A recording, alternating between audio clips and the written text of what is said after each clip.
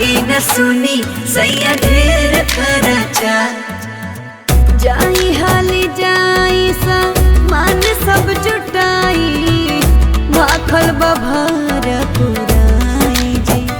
तो सैया चर्चा अपना घरे अब के बेरी कराई जी। चर्चा अपना घरे अब के बेरी कराई जी।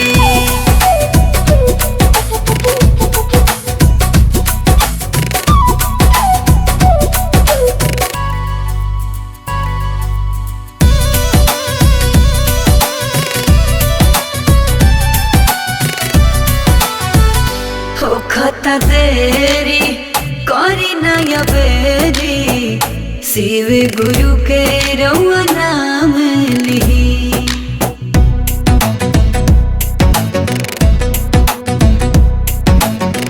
सब कुछ जुटाई आसन लगाई जल्दी जल्दी पूजा के सामान लिही।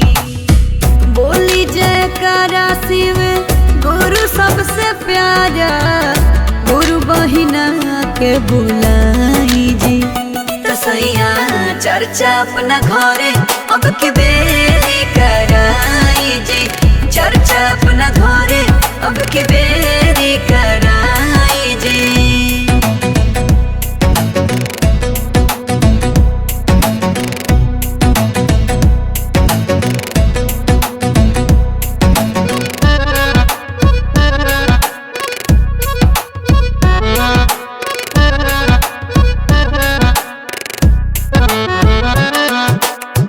बड़ी शिव के पौआ जी पावन होवे नौआ।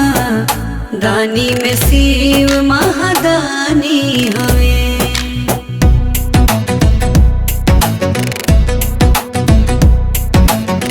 भस्म रमाए डमरू बजावे जग जाहिरी ने कर कहानी हवे। महिमा महान इनकर जाने जहान जी चरण में अरजी लगाई जी। तो सैया चर्चा अपना घरे अब के बेरी कराई जी। चर्चा अपना घरे अब के बेरी